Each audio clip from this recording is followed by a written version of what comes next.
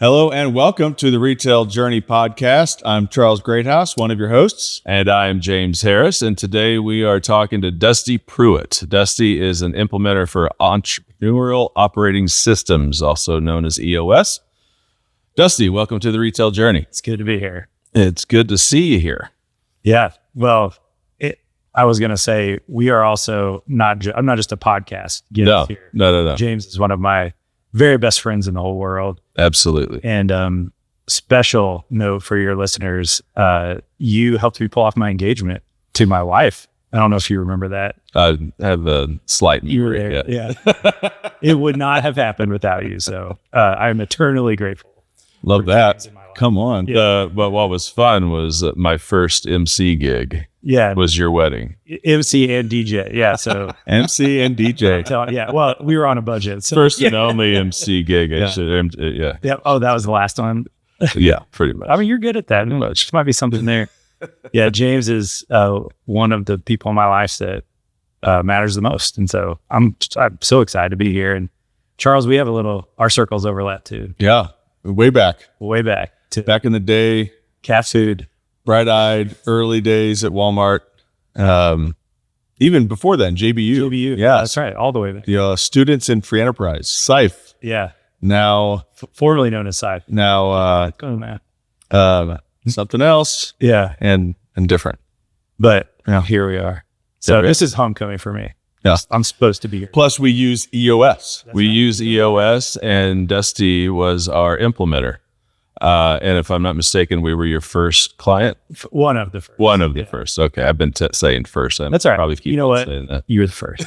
You're the first. You can say that. So for anybody listening here that made EOS this is the first time they've heard of it, give us the rundown. Yeah. EOS is the Entrepreneurial Operating System, and popularized by a book probably 20 years ago now called Traction. And the way I got into all of this was I was running a business. So I worked at Nestle. That's how Charles and I worked together. Yep. He was on the Walmart side, and we grew that category. That was fun. That was fun. That was in my whole CPG experience. Cat food. All of pet food, but specifically cat Fancy feasts, baby. fancy feasts. We had Friskies. cat food, Come on. Kit and caboodle. That was Cat owners out there know what I'm talking about. Yeah. So it was just, that was so much. That was my favorite of anything I did. Jody was DMM at the time. Yep. Yeah. Yeah. It was great. Love Jody. And then Philip after that. Philip. Yeah. So that was so fun. But anyway, I left Nestle and kind of took this entrepreneurial pursuit for a really small CPG business here in Northwest Arkansas. And it was a good business, good bones, but we needed help. And I mean, you know this, James, like when you get into a small business, it's almost addicting. Like it is so fun. It is all consuming, but it is really stressful.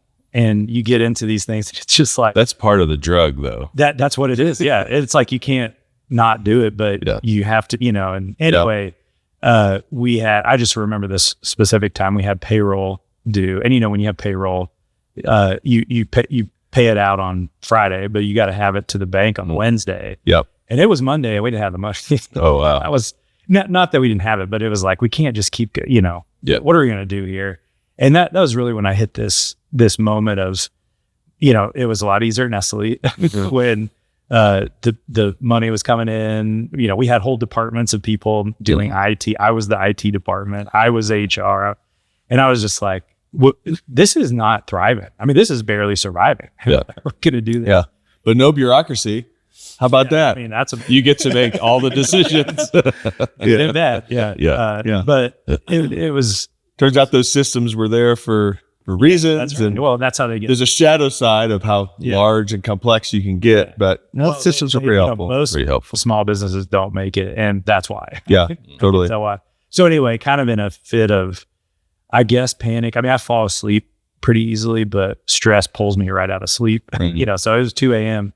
and I was like, well, what are we going to do here? Like, and actually it was more vulnerable than that, because I thought maybe I was the thing in the way. Right. And that's low. I mean, that's lonely when your business is not thriving because of you. Who else are you going to blame? Yeah. I mean, there's a mirror, and it is a harsh perspective. And so anyway, a friend had given me this book, Traction, and I was like, well, I guess that's what I'm doing tonight. So from between the hours of 2:30 and 8:30, I was like, this is what we need. This is it. It was like, you read those books and you're like, that was written about me. Totally. Yeah. It just hit. And so I was like, we have to figure this out. And so I hired what we call an EOS Implementer. This is years ago. I mean, we're talking 10 or 12 years ago. So there weren't many. And he was in Iowa and made the trip down and taught us EOS. And in that the first day we were in it, I realized two things. This is what we've been waiting for. And also, I think I would love to do what he did there. Yeah. And so it changed everything about our business. We were having more fun. We were giving our employees better jobs. We were serving our customers better. We were starting to flourish. And that became the new addiction. It was like, how healthy can we build this thing? And so that unlocked a passion in my heart for not just healthy companies, but also entrepreneurs. Because I really think entrepreneurs, like out of the abundance of a healthy entrepreneur comes opportunity for everybody else. Yeah. And I'm like, how do I chase that for the rest of my career? And so that was 10 years ago, more than that now. And I'm still hard on that. That's it. I love that. Well, even like back to when we met 15, 16, 17 years ago. Yeah. The Student Stand for Enterprise, like that was all entrepreneurial pursuits, adding value, creating economic opportunity where there is none, while in a corporate, you're in a corporate job, but also like chasing with extracurricular activity. Yes. How do I help drive entrepreneurship? I think that's probably a big misnomer in the work that I do, that I think people sometimes misassociate or maybe just reduce entrepreneur to startup. Right. Totally. That's just not it. Like so you can tell it's a French word, entrepreneur. And it means, is it now? It is. Yeah, you can tell. Right? How would you say that in French? I'm not doing that. Oh, okay. I can't even spell it. We'll edit it in post. You can record it for us later. Wall Street, something like that. Yeah. But it means it was used, in the early 1800s first, but it's somebody that takes something from lesser value to more value. Mm-hmm. And so, it's not just zero to something. It's something that's not great, but or is okay, but maximum for sure, optimize. And so I think you can be entrepreneurial inside of big structure, totally organizations. My heart is for that person that they've got. It's like what you did here. I'm going to start this thing, and it's getting some traction, wheels under it, and then how do we get through this next ceiling of complexity? Yeah.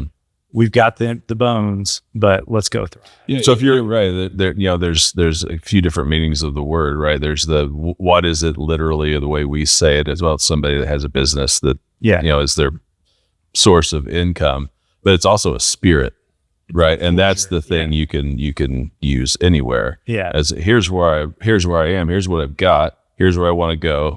How do I build the bridge to get there? Yeah. And so the passion, as over the decades, and I guess that I've been doing this, the passion is like finding the people that have that spirit, because that spirit is, like you do take a risk, if you are more scared of the status quo than the prospect of change. Yeah. Right. And so you're taking something that's comfortable, and it is uncomfortable to grow, but so you have to be growth oriented. Mm-hmm. You have to want to do hard things, but it's the hardest thing you could do and the most life-giving thing. I think we might have worked with you for about 4 years, and then we graduated. I suppose, and we run our own quarterlies, and so. But I can attest from knowing you, from having worked with you, that passion that you had when you read the book and were like, "We're going to do this," and now I want to do that. Yeah, is still there. Yeah. But within that, tell us what EOS is. What are the principles, the fundamentals? Yeah. Yeah. So, I mean, it's a lot. I'll say, as simply as I can, it's 6 things. It's my job is to help the leaders of organizations, the entrepreneur and their leadership team, be profoundly great at 6 things. And that's what I love about it, by the way, because it's only 6 things. Mm-hmm. The first one is vision. Like a healthy, high functioning, profoundly great organization has absolute clarity on vision. And vision, we define it as this is where we're going and how we plan to get there. Mm-hmm. And we don't have to overcomplicate it. And actually, I tell people, I hope when I'm done explaining this that you're like, that sounds really simple. Because good, I did my job. Yeah. It's not complicated, but it is hard. And so getting really clear on a vision is one thing, but then like you can't just have the vision. You got to get other people to buy into that as well. Winston Churchill, he said that leadership is the art of getting people to want to do what must get done. And you do that with vision. You don't do that with, threats or give them something to. You're going to lose your job if you don't do this. But yeah, exactly. But it's the leader and the leaders that do that. That's the art of leadership, is connecting the work to the vision. So that's the first one. The next one is people. Like, we have to make sure that the organization is full of great people. And so we, Jim Collins taught us this: right people in the right seats. Like that's the secret. So right people, they just fit us. They share the core values. They fit the vibe. They're just us. And, I think I tell a lot of my clients, like, the world is full of people, like a lot of great people. Most of them are not right for you. There is just a precious few group of people that's who you're supposed to work with. Those are right people. And then right seats, you have to be good at your job. You have to, like, innately, God's made you to do the work. We call it GWC, get it, want it, and the capacity to do it well.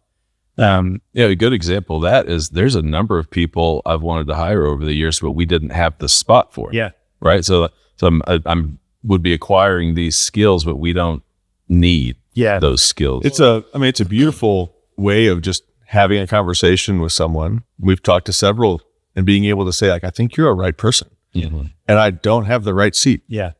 And it's not like I don't want you. I don't have a seat. Yeah. And also having the discipline to not just hire someone without the right seat. Yeah. And discipline is, I think, the word. Like, if there's one word, it's that, because it's not fun.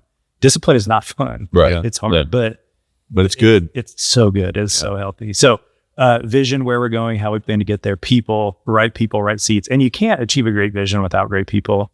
You can achieve a good vision, but not profound. And I'm not interested in anything but profound, and then it's really hard to get great people without a compelling vision. So those things become pretty symbiotic. Like we got to have both of those. So those are the first two. The third one is data. And this is probably a little different from the data, you guys talk about a lot. Like, there's a lot of data out there. We have to cut through all of that and just, what are the most important things that we need to measure to know that our organization is moving forward? And so we do that through scorecards, weekly inputs that create the outcomes reports into the month, into the quarter. But really building that discipline of just knowing, like, and I think even giving clarity to your people. When you get in your truck on Friday or car or whatever, and you take this big deep breath, that was a great week. Why was it great? What did you get done? And then can we quantify that? Because if we can stack 52 weeks or 13 weeks, we're going to have great quarters and great years and do that through the organization. So the discipline of data. And so when the vision's clear, when the people are right and the data is, you're tracking, looking at the right things. You're looking at the right things, but it also reveals the fourth thing, issues. And I think, I've had groups over the years not want to call them issues. It's like sometimes opportunities. Or I had one group that wanted to call them topics, and I'm like, oh wow. But sometimes we mask hard truths with soft words. And so they're issues. They're just things we got to solve. They are in our way from getting what we want. And I think I tell people often, no issues is an issue. Yeah. And so if we sit down into a meeting, and this is probably a good tip for listeners, like, if you're sitting down into meetings and you're not getting to issues, there are issues. There's no reason for the meeting. There's no reason for the meeting. And you can send an email if it's an update. Yeah. Or I'm way more worried about the health of your team. Right. Because when the brutal facts aren't coming out, we got issues. You have to invite them. Yeah. Mind for them. Yeah. Mind for issues. And it has to be an environment where they can speak up. Yeah. I assume we'll get to the C word, the culture word. I mean, that's where it is like your ability to extract issues is a function of the culture. Because if we're just dealing with the table stakes, like, okay, great, so is everybody else. We're trying to be profound and be great. So we've got to deal with the hard stuff. And so that's what issues is. It's okay to have an issue. Yeah. I used to tell our team, listen, I'm not going to fire you because you've been stuck. I will fire you if you've been stuck for 6 months and you didn't say anything. Right. Yeah. Right. Because they start this big. We can solve them when they're this big. But when they sit there and fester, that's the problem. And so that's what issues is about. And just being really good at getting to the root of the issue. We're not solving symptoms. We're solving root causes. And when we fix the root, the symptoms go away. Otherwise, we built a company on Band-Aid. So or you just keep fixing the same problem. Exactly. Yeah. And that's not moving forward. That's, just spinning your wheels. Process is a big one for us. That's the fifth one that we work on. There's a right and best way to do what it is that you do. The problem is there's also like 10 other ways to do what you do. And I think efficiency and expertise and, Atomic Habits taught us this too, like experience, like our customer and client experience comes from a good process. James Clear says, we don't rise to our aspirations. We fall to the quality of our process. Yeah. So it's, and it's not 700 pages, it's 7 pages. And it's not, if I tell clients a lot of times, if we have to like write SOPs, like we're coding a human being to be like, that just means you have the wrong person working in your company. Yeah. What we're doing for right people, right seats is we're giving them the edges and then we're letting their talents and their gifting shine. So that we're just giving the guardrails, but they're the ones doing the work. And so it doesn't have to be 700 pages. It can be 7 and you can build a really great company. And then the last one is traction. Are you a Peloton guy? Kind of Ish. Okay. Yeah. I like the Norda track. Notice he didn't even ask me. Yeah. Well, I knew. I was going to ask you. I had this Peloton down in the basement, and I would go down in the mornings, 5:30, and I get on that for 30 minutes. I felt like it was blood, sweat, tears. I'm putting all these watts through the pedals, and I heart rate is max, and I get off that thing 30 minutes later, and where am I? Still in my basement. Yeah. Like that is the definition of spinning the wheels. And so traction is just the opposite. So now you have a gravel bike and you gravel bike right with outside, real tires on real pavement or gravel, and same blood, sweat, tears, same 50 or 60 hours a week of effort, but I'm going somewhere. And where are we going? We're going to our vision. And so I think actually that's one of the biggest issues people have. And I think that's what really resonates about how EOS really resonates with people is they're getting something done. Yeah. And hopefully it's aligned to their vision, but we're not hamster wheels here. And one thing leads to another. It takes me to that Jim Collins principle and Good to Great. It might have been built to last too, but it's the flywheel. Yeah. That and the picture that worked for me was you picture like that Price is Right spinner. Yeah, the big one, right. where $1.50, that sort of thing. And assuming it was heavier, like your first pull isn't going to create that much movement, but then you pull it again while it's moving and it's faster, and then you do it again and again and again, and you start to really build on all of those previous actions. Yeah, it's so fun to have you guys found your flywheel in this business? Yeah And it took 5 years probably to get it around the first time. And then weirdly, once you knew it and you stayed on it, you spun it once in 2 years, and then you spun it once in a year, and then you spun it. Now you're spinning it once a quarter or once, right. And then it becomes really hard to stop. It's because you sort of removed all of the stuff that's not you, and now you're just spinning your flywheel, and that is how you build a profound and healthy organization. And so that's my passion. I mean, this is the work God made me to do. I love to do it with the leadership teams, and I told you this before, but if we can build healthy organizations that are profound and that create great jobs for great people that have humans can flourish because of the work we do. And I think that's why I'm here, and that's what I'm supposed to do. So EOS is just that great expression of that, but that's my heart. It's great overview, great recap. Yeah. And good. Just as a company that's been in EOS for a while, great benefit. It was fun with you coming in here, having been our implementer years ago. How many years have we been? We're 4, 5, 6 years, whatever it's been. We started in 18, ended in 22. Yeah. There it is. So 4 years now. We're in a different building. We have 2 to not 2.5 times the people we had when we stopped working with you. It's pretty cool to kind of reflect on, EOS is one of the major components that helped bring us here. 100%. Yeah. Oh yeah, without a doubt. I mean, I came from a different environment. There wasn't EOS. Yeah. Traction can be difficult across a very, very very large organization, and like having an issue track.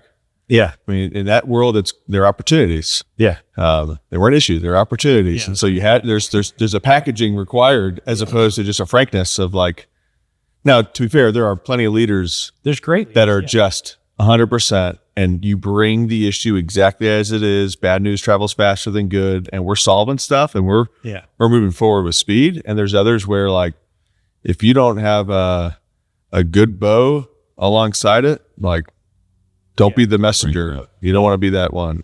And, I think building on that, because you're a product of the vision. Like, we didn't write Charles on the whiteboard when we did this, but I mean, you were. I'm grateful for you. Yeah, just thrilled to be here. We didn't know at the time. But it is like, there's this, is it cathartic? Maybe there's this unbelievable experience that you have when you see your vision come to life. And like, while you saw it, like you saw it in your mind's eye, but you had this confidence that you could do it, right? Because it's just built on great quarters, 90 days at a time. And then like, as you're building the culture and as you're building this business and something profound, and like this moment, the flywheel starts to turn, and then just it's like it is just starting to attract the stuff that you saw in your vision. And then the people, because culture is the way that you attract people. It's the magnet. Totally. Yeah. So they start coming in, and then it just becomes this thing that, I mean, James, I love you, but this place got bigger than you. Mm-hmm. And I'm well aware of it. Yeah. But it wouldn't have started if you didn't do it. And I think that right there is why I'm obsessed with entrepreneurs. I love because they like see the future and they create something that was never there. Yeah. And like, here we are in this beautiful building. There is, I will say, there is a moment in an entrepreneur's experience where they have to shift from being primarily entrepreneurial to being primarily a leader. Otherwise, it won't get bigger than you. Yeah. Mm. That is existential too for entrepreneurs because there are people that they are really good at, they're the 0 to 5 person. Mm-hmm.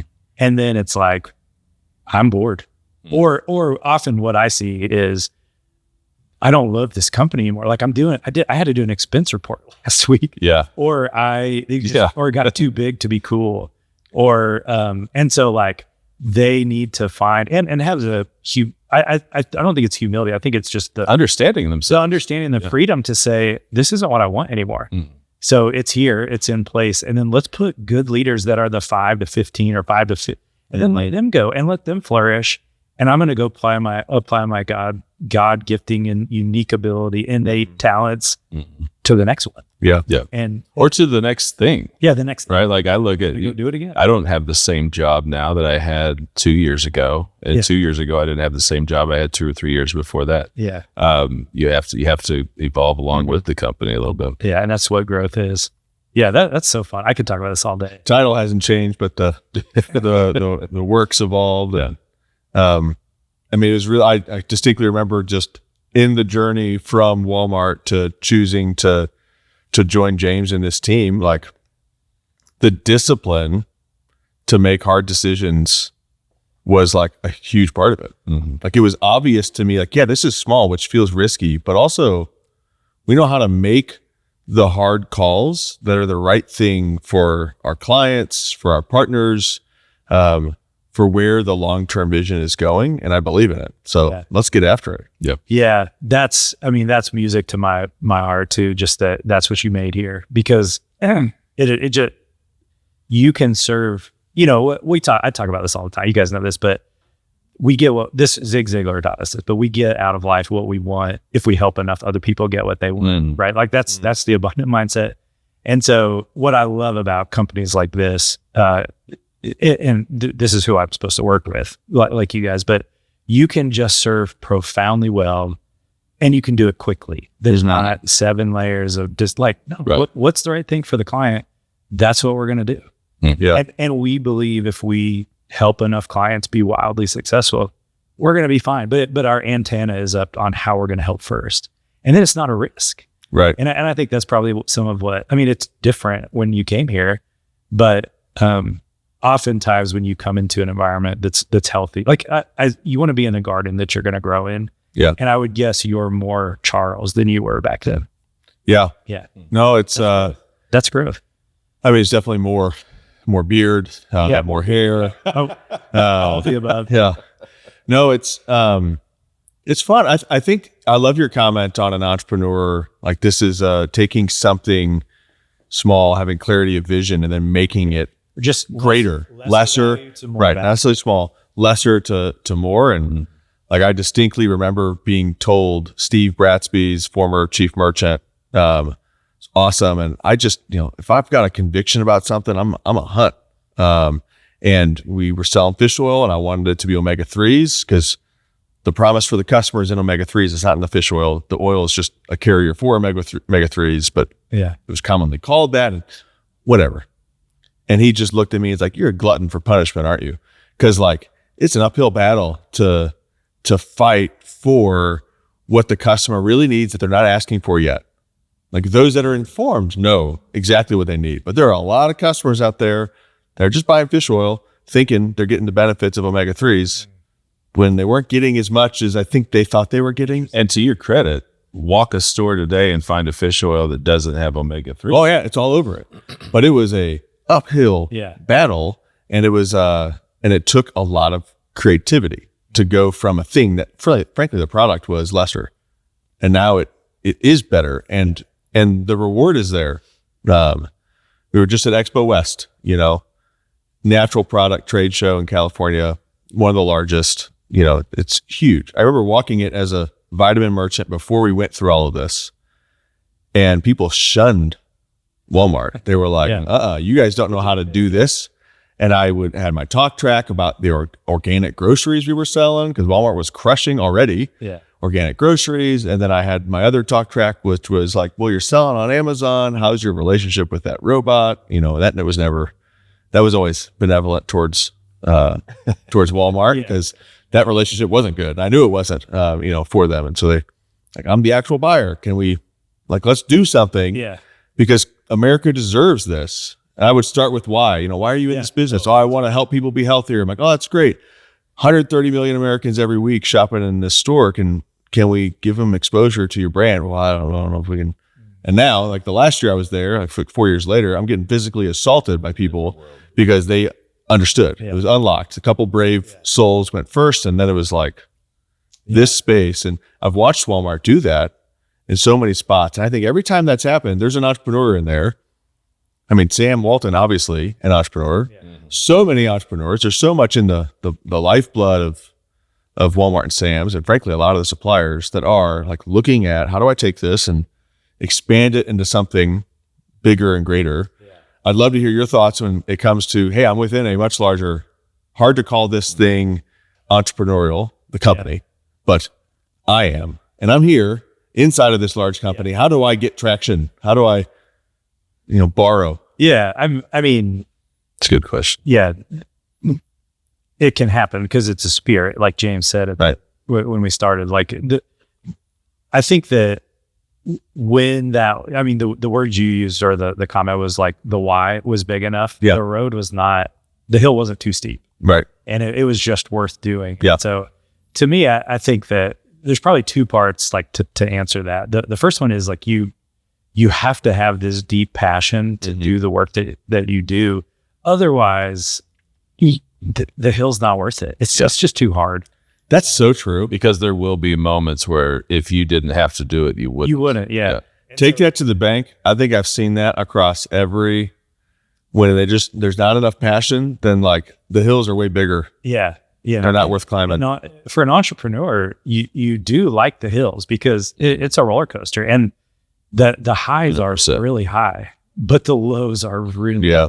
And if the highs weren't so high, the lows would be worth it. Right. Yeah. But you also always have the hope in a low that you can turn it into a high. Yeah. There's something in you, but it's control. But I think if the why is big enough, the road is possible. So I think that's the first part. And then the second thing, and this is where I try to keep my antenna up, is we're also like, you need to be operating inside of your gifting. And so it's sort of like your wiring when your heart and your hand, here we go with JVU. Yeah, JVU, come on. over.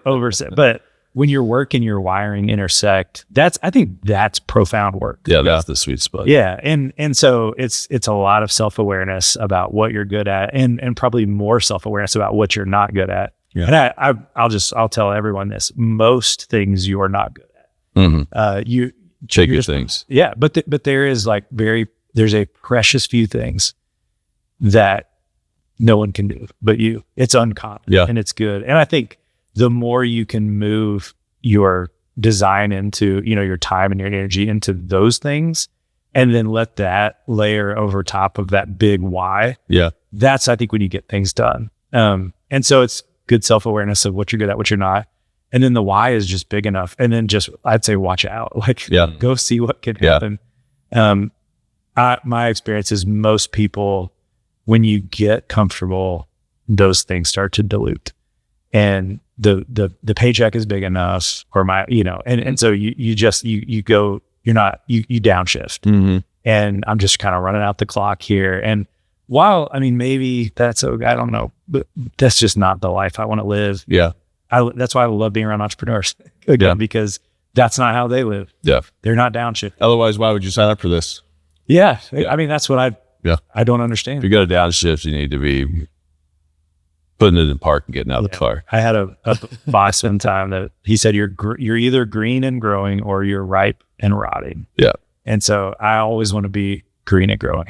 So you've kind of taken us through EOS, the principles, leads to human flourishing. I'm sure you've got 100 examples now. I haven't done this for 8-ish years, 9-ish years of companies that have really broken through the mold, right? And that's probably where you get your energy.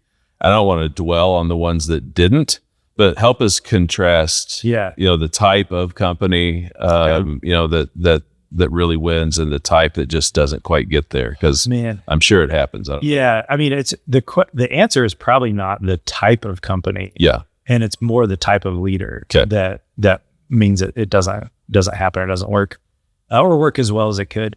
I think if you're EOS is not complicated, but it is exceedingly hard. Mm-hmm. And we talk about this idea, the idea of like mastering your craft. Like that's work that's never done. Mm-hmm. You're always doing that. And I think that, the people that don't get the long-term return from EOS are the ones that just don't want to do the work, because it's not doing different work. It's doing your work differently and with a different set of intention and maybe doing it. Yeah. Doing things you hadn't done before, doing those things. Yeah. Like you have to want to grow. Those are hard habits to break if you're not interested in doing it. So I love it. I love it when an entrepreneur or a leadership team walks in with gray hair and limping and tired and frustrated. They're suffering. Like it's just so hard. And because it's like, I can work with that. But when someone hasn't struggled yet, or this is a silver bullet, or, if I just do this, it's worth 10% to the, or another point of equity at the transaction table or whatever. That's not who, so I actually don't work with a lot of those organizations because their heart's not in it for transformation. But if you're coming and you are willing to grow, you want to get better, and it's not about you, it's about this garden that your people can grow in. That's my current obsession right now. This idea of entrepreneurs as gardeners. But if that's you, like, let's go. Yeah. I can we can work with that all day long, but it's emotional. It's hard. It's sticky. A lot of businesses are family businesses. And so people have the same last name. Yeah. I've ruined more than one Thanksgiving for people. It wasn't me. I just ask questions. That's all right. But your cousin's a problem. Yeah, that's right. or worse, your son is right, and shouldn't be here and doesn't fit. He's the right person, the right seat, and you got to deal with that. And that might be the founder's vision that I'm going to hand this off to my kid or kids one day. So it is, often another core value we talk about a lot is entering the danger, and you have to roll your sleeves up and slog through the mess with people, but they're also people and they're worth it. And if we can get to the other side, it unlocks their potential. And so I don't have to sell you. I'm doing what I'm supposed to do. Well, EOS was a great fit for my kind of assumptions about life, is that you're going to get a lot more from people putting their minds together and being, what's the word? Safe, psychological safety, but also like, I'm content in that I have what I need, but I'm driven to like go after the thing. Yeah. That can unlock so much more than you got to hit this number in the next 10 days. Yeah. Or else. Yeah. And that's like what you're speaking to is the principle of abundance. Yeah. Which is the belief that there's enough. Yeah. And again, if I help enough other people get what they want, I'm going to get what I want. The opposite is scarcity. I've got to preserve. I've got to protect. Pie's not growing. The pie's not growing. So if you get something, then I don't have it. If Charles gets one, I don't get that one. Yeah. Or no, if Charles gets one, and we could be 3 or 5. Yeah. Right. And so when you can remove that insecurity and just beat it out of your head and just how do I help as many people get what? And I think that's like the premise of when Gino Wickman, he created all of this, when he did it, that was the going in principle. Oh, yeah. How do we help people get what they want from their businesses? So I love it. I love it. And I love I'm so glad. I tell people, I did not, just to be clear with everybody, I did not do this for hire. This was you guys. Oh, sitting in that room and doing the work. You were the guy. I managed the whiteboard and asked a couple questions. And you guys did all the work. And I'm so proud of you. Yeah. Well, until we built the muscle, you helped push us to decision. That's what coaches do. Yeah. Good reps with the right technique, but you got it. Definitely changed the outcome. So grateful for you. Grateful for the way EOS has changed the trajectory of this business. Well, I feel the same about you. That there's an actual place for me to be. That you're here. Because I'm so grateful. Grateful to be here, and we're doing something special, and I'm excited. Yeah. For our clients, our partners, like it's been excited about next at High, like what's exciting on the horizon for you? Our vision is that we're not the biggest, full service brokerage service provider consultant, but that to our clients, we're the best, and to the people that they interact with, through the work that we do, that we're the best that they could have possibly come to. Yeah. And to bring not just like, to your point earlier, not 10% growth. We want to help inform a transformation in our companies, because we don't have any clients, because we are selective. We work with great companies. We don't have any clients that don't want to see their business transformed. Yeah. So to get to be a small part of that. Well, and what we've found is like there's a lot. I mean, there's a lot of suppliers to Walmart and Sam's. Mm. Like that's where we're focused. And a lot of them are content, trying to be good, like just not being out of stock, not being in trouble, hopefully keeping my items. Yeah. And we're not real eat up with that vision. Like I want to take people from good to great. Yeah. And sometimes what got you to Walmart was a very compelling item, and you solved the customer need that needed to be solved. And that's awesome. And 2 or 3 years later, if you don't understand the category, you don't understand the customer, you don't know if you're growing the category, or frankly, if you know that and hold it with conviction, but can't articulate it to your merchant, like they have to grow the category, then that item might not need to be there. It certainly doesn't need more of its, counterparts. And if the customer is not well understood, you're not going to be great. So really deploying what we've got, here, and experts that have years of experience in category, fact-based selling, really taking data from this cool thing to it's informing decisions. It changes decisions. It helps you find an issue that's going to be big in 4 weeks. That isn't big right now, and fixing it, or anticipating it before it happens. And that kind of thing isn't going to happen on accident. And what we've, like the foundation that was like, we crush when it comes to execution, because without execution, there's no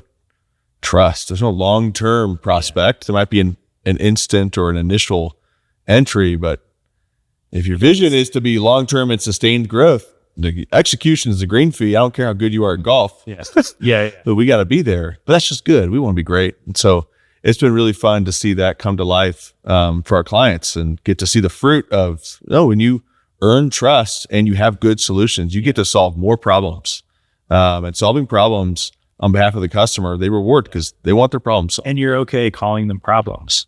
Totally. Oh yeah. Because that's what they are.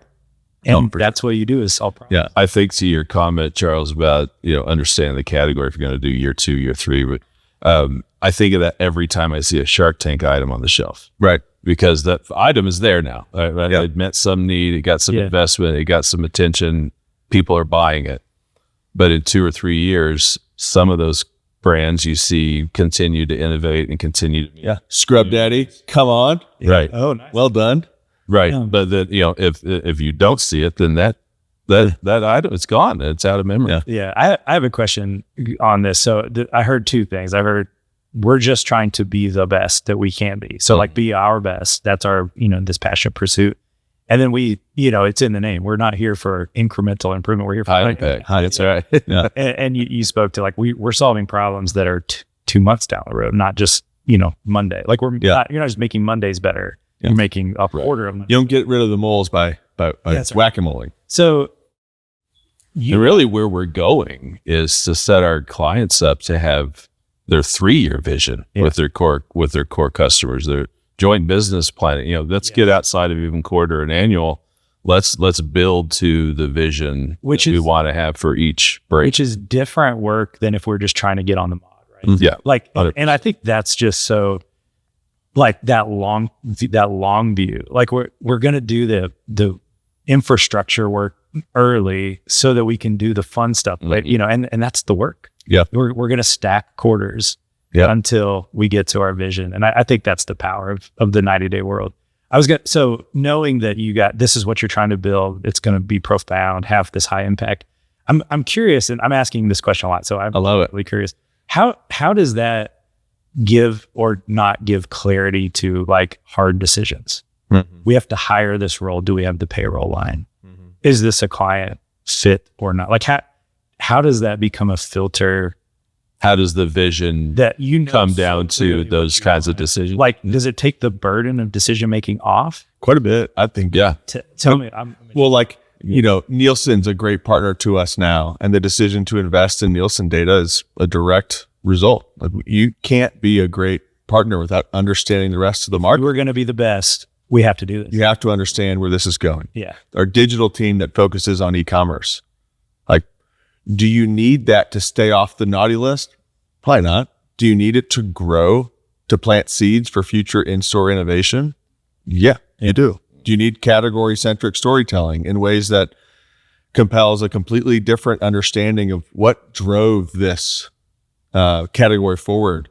Or is this high-growth item, a contributor or not? Or what's happening outside in the blind spots? Because, there's a lot of innovation that happens D2C, right, and that starts in some sort of ancillary channels that are harder to get strong visibility to. It starts to snowball. And then but if you're not aware of it, by the time it's significant, you're late. Yeah. You're super late. And in terms of running this business, it absolutely informs those decisions, right? Like there's certain clients, let's just stick with categories. There's certain categories that aren't a good fit for us.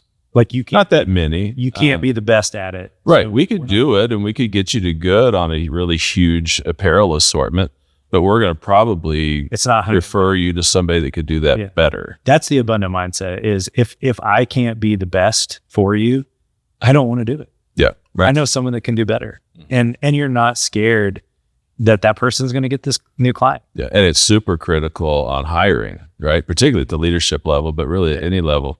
So back to that earlier comment I made where sometimes you meet a person like, man, you would be a rock star at this job, but we have this job, right?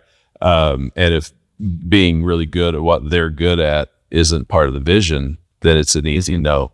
And they're not going to flourish here. Right. Yeah. And again, if we're good gardeners, we're putting the seeds in our garden. I love it. That are going to flourish. Yeah. And if not, there are other gardens. Yeah. Let them go be there. I love the gardener analogy. Yeah. You know that about me. Yeah. I'm working it. I'm still the perfecting. Old Donnie Smith, peach tree analogy. He was a good mentor. Yeah. Well, we're towards the end. We'd like to do a lightning round to get some zingers out there.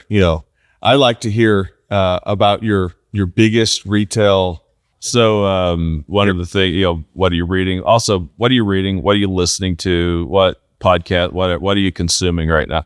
A lot of things. This moment, like last night, I'm reading. I'm doing a big talk on the concept of rocks in EOS. Yeah. And so every quarter, That's your quarterly. Yeah, every quarter we get to rocks are most important outcomes our organization must achieve in the next 90 days. We all, as EOS implementers, get together every 90 days ourselves and eat our own dog food and deep dive into one of the tools that we teach our clients. And so it's rocks this quarter. And so I'm leading our EOS implementer community through this. And so I'm learning a lot about rocks. I just finished I'm about ancient literature. Like I like the old stuff. Mm-hmm. So Peter Drucker has this incredible book called The Effective Executive.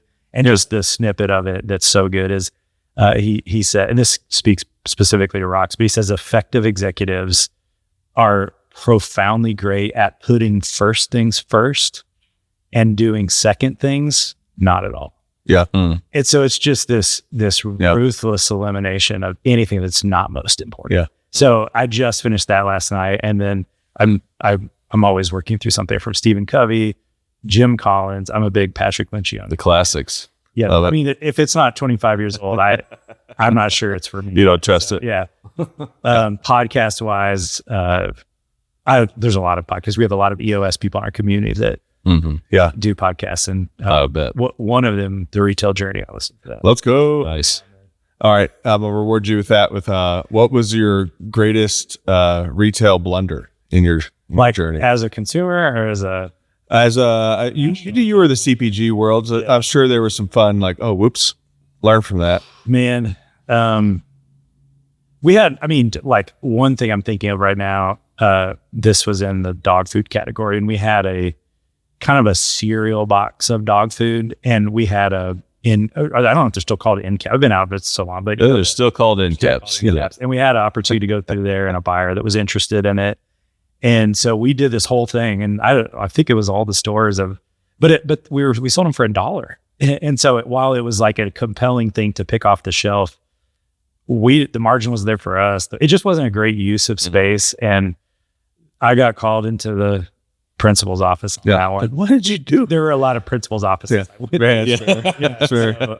But you know what? It was a great learning, and we learned forward from that. But it was, I would say that was a little box of dog food cereal. Yeah, I missed the fairway on that one. Not so much. And this, using EOS terms, this is the visionary in me, but what are you looking forward to over the next year, next 12 months? In my life or my work? In your work, Yeah, I am in the process of a book that I am getting ready to. I'm in the manuscript right now. So, let's go.